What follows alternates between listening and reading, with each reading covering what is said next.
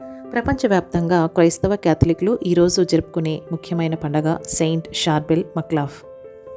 BECA Kafra, Lebanon. ఇది మధ్యప్రాచ్యంలో ఉన్న అత్యంత ఎత్తైన గ్రామాలలో ఒకటి. బాల్యం నుంచి ఆయన దేవుని విషయాల్లో ప్రార్థనలో శాంతతతో ఆసక్తి చూపేవారు. చిన్నప్పటి నుంచే ఇతర పిల్లలతో కాకుండా జంతువులకి అన్నం పెట్టడం, గుడారాల్లో ప్రార్థించడం వంటి అలవాట్లు ఉండేవి. 23 ఏళ్ల వయసులో కుటుంబాన్ని వదిలిపెట్టి మరో నైట్ మఠంలో చేరారు. తన మఠ ప్రవేశ సమయంలో షార్బెల్ అనే పేరును స్వీకరించారు. ఇది ఒక పురాతన సిరియన్ పరిశుద్ధుని పేరు. ఆయన మఠ జీవితం చాలా కఠినమైన నియమాల మధ్య కొనసాగింది. తక్కువ ఆహారం, రాత్రి వేళల్లో ప్రార్థనలు, చేతి పని, నిశ్శబ్దం, ధ్యానం. జీవితంలోని చివరి 23 సంవత్సరాలు ఆయన ఒంటరిగా లెబనాన్ పర్వతాల్లోని ఒక చిన్న గృహలో గడిపారు. రోజువారీ జీవితం, ప్రార్థన, ఉపవాసం, కనీస అవసరాలతో జీవనం, శారీరక శ్రమ.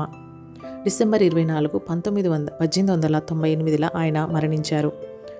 ఆయన మరణించిన సమయంలో నిబంధిత నిశ్శబ్ద జీవితం గల వ్యక్తిగా ఉన్నారు. మరణించిన తర్వాత ఆయన సమాధి చుట్టూ అద్భుత కాంతులు వెలిగినట్టు నివేదికలు వచ్చాయి. Physical healings.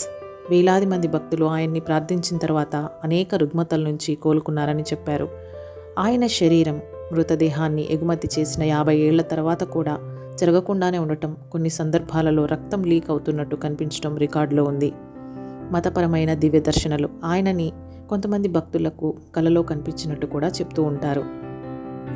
సెయింట్ షార్బెల్ జీవితం నిశ్శబ్దంలో దేవుని గొంతును వినటం, ఆత్మసత్యాన్ని తెలుసుకోవడం మరియు పరిపూర్ణ ఆత్మార్పణ అనే అంశాల్లో మానవులకి ఆదర్శంగా నిలిచింది. అందుకే ఆయనని మధ్యప్రాచ్యంలోని సెయింట్ ఫ్రాన్సిస్ ఆఫ్ అసిసి అని కూడా పిలుస్తారు. ఆయనపై ఉన్న భక్తి Lebanon, middle east, America, Africa మరియు ఐరోపా దేశాల్లో విస్తరించింది. ప్రతి సంవత్సరం జూలై 24ను ఆయన జ్ఞాపకార్థంగా తేజోవంతమైన పవిత్రత దినోత్సవంగా కాథలిక్ చర్చిలలో జరుపుకుంటూ ఉంటారు. ప్రార్థన. ఓ పవిత్ర సెయింట్ షార్బెల్, నీ జీవితం ఒక దీపమై వెలిగింది. నీవు ప్రార్థనలో లీనమై దేవుని ప్రేమను పూర్తిగా అనుభవించావు. మా హృదయాలలోనూ ఆయన ప్రేమను నింపగలిగేలా నీ ప్రార్థనలతో మమ్మల్ని ఆశీర్వదించు.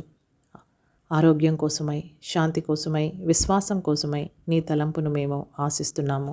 ఆమేన్.